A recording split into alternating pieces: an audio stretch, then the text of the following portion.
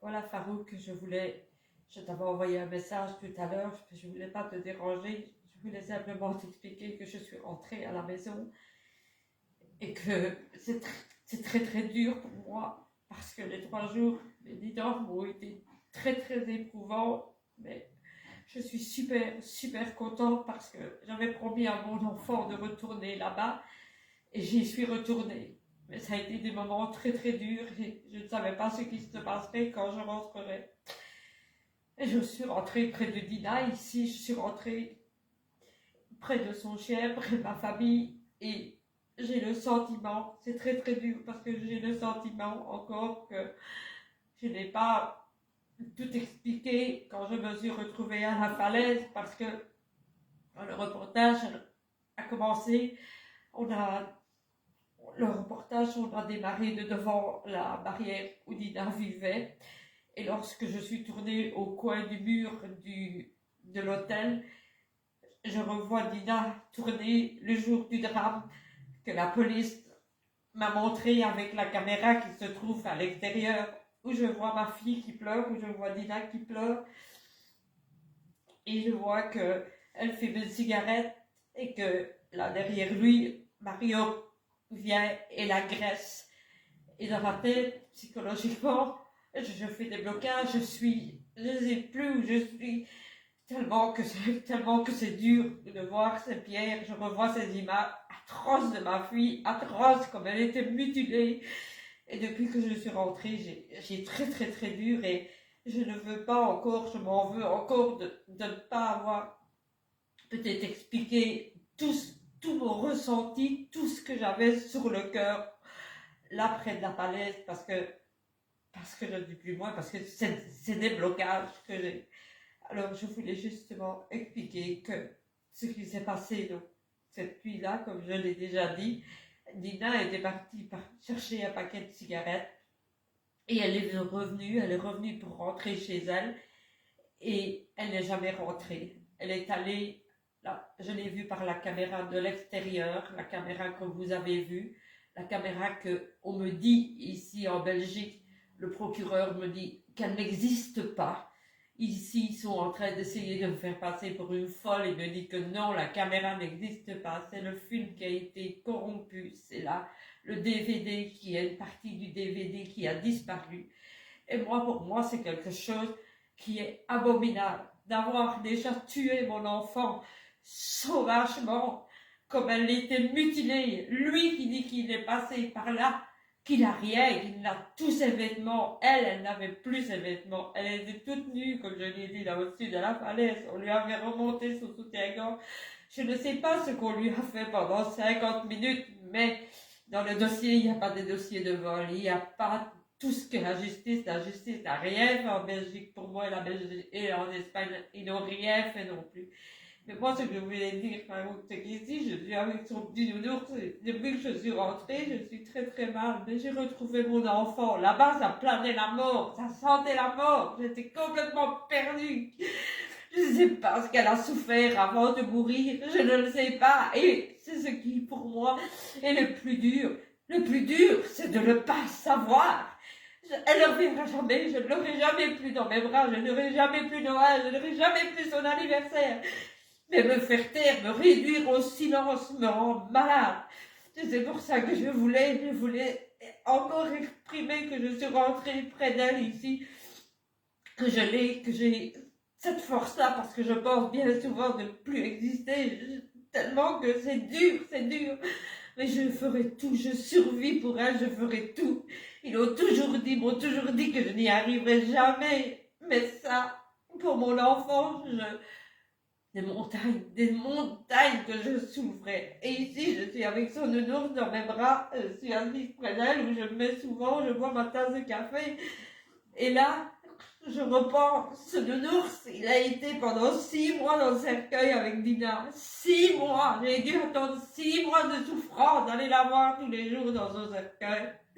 Parce qu'ici, on me disait en Belgique, on va vous aider, madame, on va vous aider, on va venir.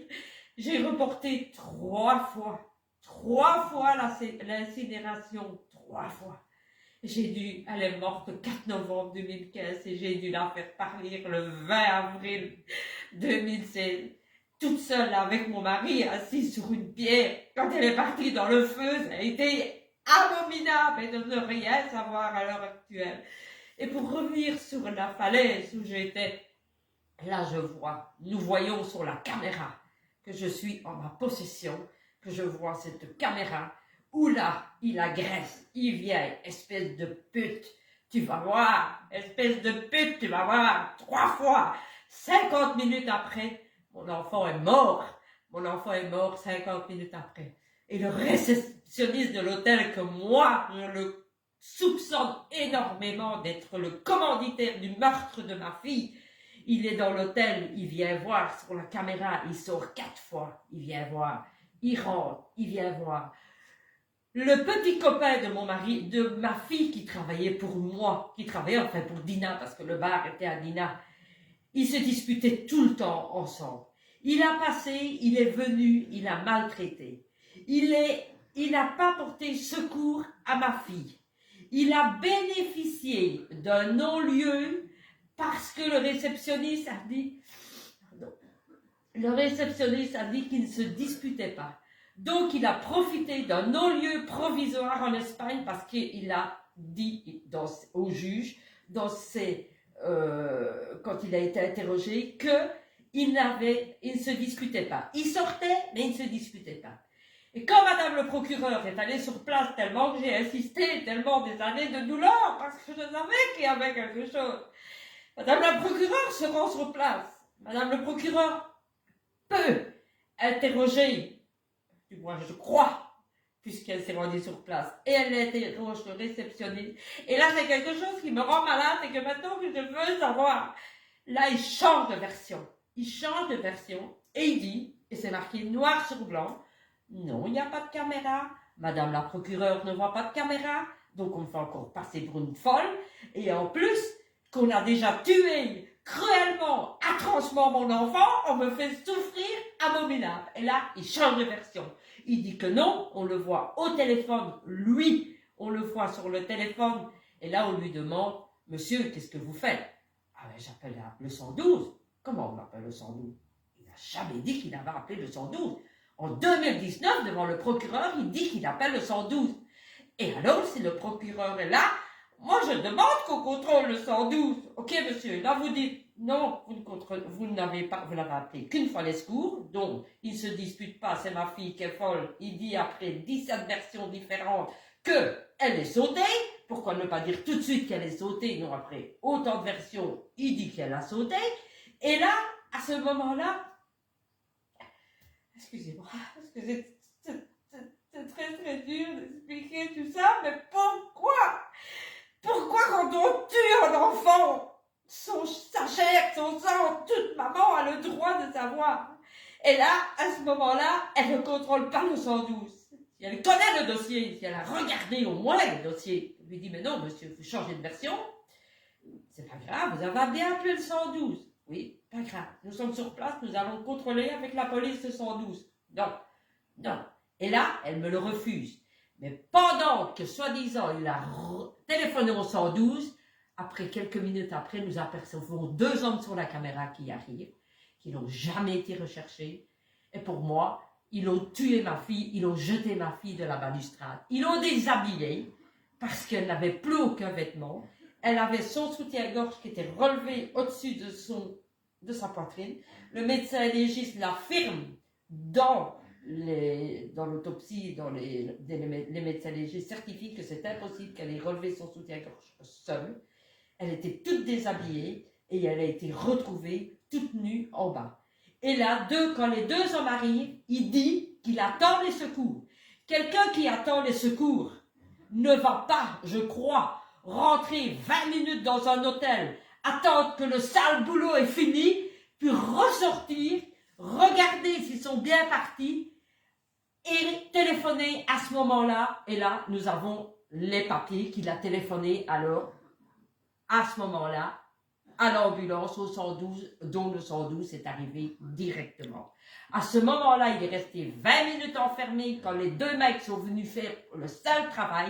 Deux personnes qui n'ont jamais été recherchées, qui n'ont jamais été retrouvées et qu'on dit que ce sont des touristes. Et si ma fille était en bas déjà, avec soi-disant le Mario, parce que ma fille n'est pas morte de ses blessures, mais elle est morte noyée, asphyxiée, il avait dans ses bras, elle est morte noyée, asphyxiée, moi je dis, quand on attend les secours, on dit vite, vite, ils sont en train de mourir là. Et si, comme il dit, il était en bas, qui criait, mais les deux touristes auraient appelé les secours. Ils ont tué mon enfant, maintenant moi je suis revenue, et je le dirai, je le crierai fort, jamais plus. On peut me mettre en prison, je n'arrêterai jamais. C'est horrible ce qu'ils font à une maman, c'est abominable, c'est humiliant. Et je ne vois pas pourquoi 6 mois, moi, le ministère des Affaires étrangères, on m'a pas aidé. Et pourquoi maintenant on va, et j'ai tout le respect pour ce pays, mais on va voir là-bas, quand je regarde l'actualité, que je vois les oncles des gens qui sont morts là-bas en Ukraine, vous croyez pas, moi je vois les oncles de ma fille aussi, qu'on va endurer pendant 6 mois dans un cercueil pour devoir à la fin l'incinérer.